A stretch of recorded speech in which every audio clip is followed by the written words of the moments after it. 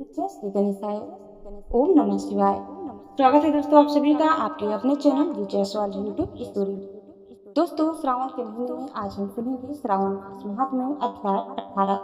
दोस्तों आज इस अध्याय में हम सुनेंगे आस्था दशमी व्रत का विधि। दोस्तों आइए हम आगे बढ़ते हैं और आगे बढ़ने से पहले दोस्तों अगर आप इस चैनल में नए हैं तो प्लीज इसे सब्सक्राइब कर ले। सनत कुमार बोले, हे भगवान, हे पार्वतीनाथ, हे भक्तों पर अनुग्रह करने वाले, हे दया सागर, अब आप दशमी तिथि का महात्म्य बताएं। ईश्वर बोले, हे सनत कुमार, श्रावण मास में शुक्ल पक्ष की दशमी तिथि से यह व्रत प्रारंभ करें। पुनः प्रत्येक महीने में शुक्ल पक्ष की दशमी तिथि को यह व्रत करें। इस प्रकार 12 इस उत्तम व्रत को करके 12वें श्रावण में शुक्ल पक्ष की दशमी तिथि पर इसका उद्यापन करें। राज्य की इच्छा रखने वाले राजपुत्र, उत्तम कृषि के व्यवसाय के लिए वैश्य पुत्र, पुत्र प्राप्ति के लिए गर्भिणी स्त्री, धर्म अर्थ काम की सिद्धि के लिए सामान्य जन, श्रेष्ठ वर की अभिलाषा रखने वाली कन्या, यज्ञ करने की कामना वाले ब्राह्मण, श्रेष्ठ आरोग्य के लिए रोगी और दीर्घकालिक पति के परदेश रहने पर उसके आने के लिए पत्नी, इन सबको तथा इससे अतिरिक्त अन्य लोगों को भी इस दशमी व्रत को करना चाहिए। जिस कारण इसे कष्ट हो तब उसके निवारण हेतु उस मनुष्य को यह व्रत करना चाहिए। श्रावण में शुक्ल पक्ष की दशमी के दिन स्नान करके देवता का विधिवत पूजन कर घर के आंगन में 10 दिशाओं में पुष्प, पल्लव, चंदन से अथवा जो भी आटे से अधिदेवता की शस्त्र वाहन युक्त स्त्री रूपा शक्तियों का अंकन करके नक्त वेला में 10 दिशाओं में उनकी पूजा करते हैं। घृत मिश्रित नैवेद्य अर्पण करके उन्हें पृथक पृथक दीपक प्रदान करना चाहिए। उस समय जो फल उपलब्ध हो वहाँ भी चढ़ाना चाहिए। इसके बाद अपने कार्य की सिद्धि के लिए इस प्रकार प्रार्थना करनी चाहिए, हे देवता, मेरी आशाएं पूर्ण हो और मेरे मनोरथ सिद्ध हो, आप लोगों की कृपा से सदा कल्याण हो। इस प्रकार विधिवत पूजन करके ब्राह्मण को दक्षिणा देनी चाहिए।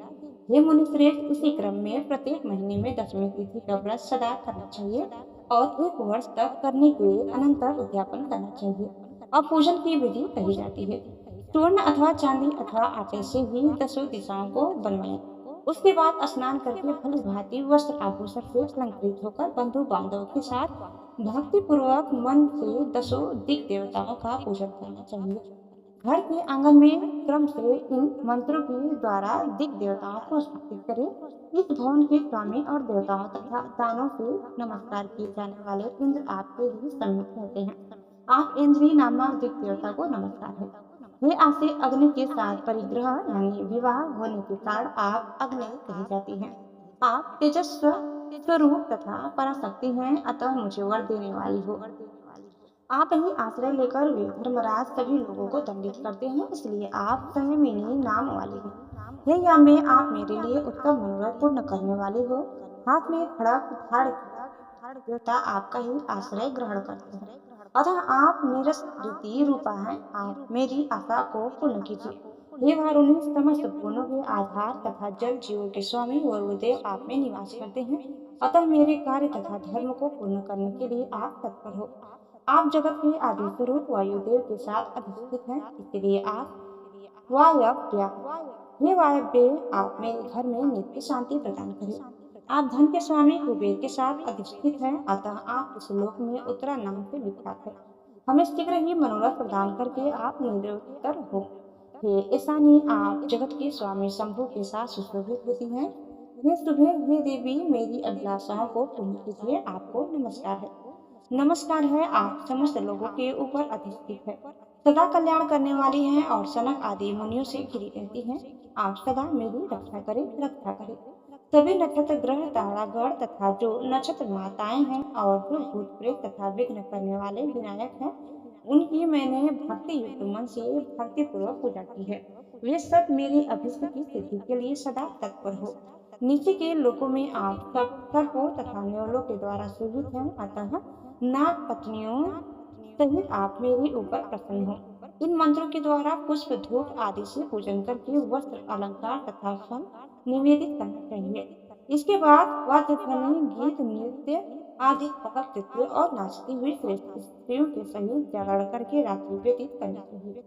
कुमकुम, अक्षत, तांबूल, दान मान आदि के द्वारा भक्ति पूर्वक मन से उस रात्रि को सुखपूर्वक व्यतीत करके प्रातःकाल प्रतिमाओं की पूजा करके ब्राह्मण को प्रदान कर देनी चाहिए। इस विधि से व्रत को करके क्षमा प्रार्थना तथा प्रणाम करके मित्रों तथा प्रिय बंधुजनों को साथ लेकर भोजन करना चाहिए।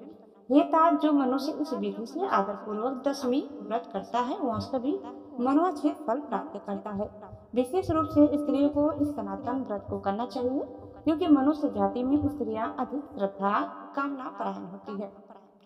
हे मुनि श्रेष्ठ, धन प्रदान करने वाले, यश देने वाले, आयु बढ़ाने वाले तथा सभी कामनाओं का फल प्रदान करने वाले इस व्रत को मैंने आपसे कह दिया। तीनों लोगों में अन्य कोई भी व्रत इसके समान नहीं है। हे ब्रह्मपुत्रों में श्रेष्ठ, वांछित फल की कामना करने वाले जो मनुष्य दशमी तिथि को 10 दिशाओं की सदा पूजा करते हैं, उनके हृदय में स्थित सभी बड़ी बड़ी कामनाओं को वे दिशाएं फलीभूत कर देती हैं। इसमें अधिक कहने से क्या प्रयोजन है। हे सनत कुमार, यह व्रत मुक्तिदायक है, इसमें संदेह नहीं करना चाहिए।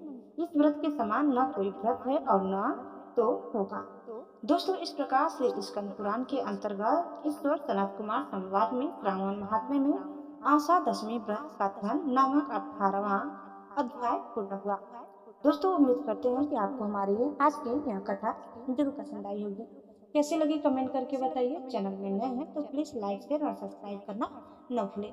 धन्यवाद। ओम नमः शिवाय।